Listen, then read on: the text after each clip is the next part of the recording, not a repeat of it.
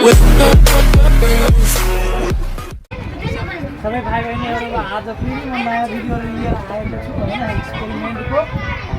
यो चाहिँ यसमा कागतीको रसमा सोडा राखेपछि त्यसपछि बेलुन है राखेर सोडा र कागतीको रिएक्सन भएपछि होइन हाइड्रोजन ग्यासको निर्माण हुन्छ। यसमा बेलुन राखेपछि आफै फुलेर त्यसपछि यसमा हाइड्रोजन ग्यासको निर्माण भएपछि बेलुन अटोमेटिक आफै फुल्न थाल्छ। अब हामीले प्र्याक्टिकल गरेर यो कुरालाई वास्तवमा भइरहेको छ कि छैन हेर्नेछौँ सबैजनाले। सबैभन्दा पहिला यसको लागि हामीलाई पहिला निम्बु चाहियो।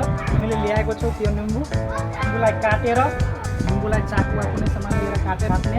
त्यसपछि यसको रस कुनै ठाउँमा राख्ने, गिलास वा बोतलमा राख्ने। यो गिलासलाई पहिलादेखि जम्मा गरेर राखेको छु।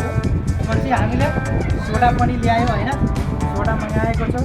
अब हामीले बेलुनमा होइन यो बेलुन छ, बेलुनमा अब सोडा अलि राख्छौँ।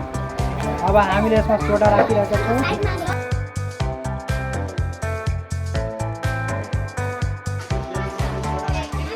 त्यसपछि हामीले अब कागतीको रस होइन यो बोतलमा राख्छौँ। किनकि यो गिलास छ नि, गिलासको अलि यो मुख छ नि त्यो धेरै सोडा भएको कारणले गर्दा बेलुन यसमा हटाउँदैन। त्यसैले हामीले अब यो गिलासमा होइन राखिरहेको छु यसको कागतीको रस।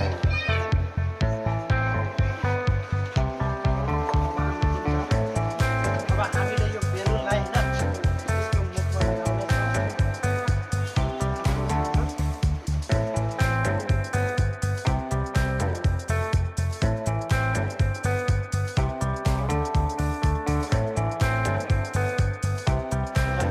मैले यो बन्द गर्यो होइन, राखिदियो नि। बिस्तारै बिस्तारै हामीले यो सोडालाई तलतिर गिराउनेछ होइन।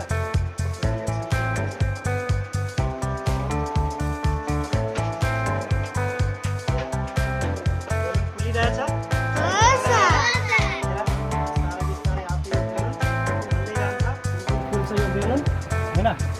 हामीसँग अलिक कागतीको रस अलिक कमै थियो, त्यही पनि हामीले हेऱ्यो कि होइन यसमा के भयो, सोडा र होइन कागतीको रसको रिएक्सन भएपछि यो बेलुन बिस्तारै बिस्तारै के भयो, यसमा हाइड्रोजन ग्यास बन्यो अनि बिस्तारै बिस्तारै यो बेलुन के भयो, फुल्न थाल्यो होइन। यो हामीले यसबाट थाहा भयो कागतीको रस र होइन सोडाको रिएक्सन भएपछि बेलुन फुल्छ होइन। यो आजको लागि यतिकै। हामीहरूले हाइड्रोजन ग्यासको निर्माण गर्न होइन सिक्यो।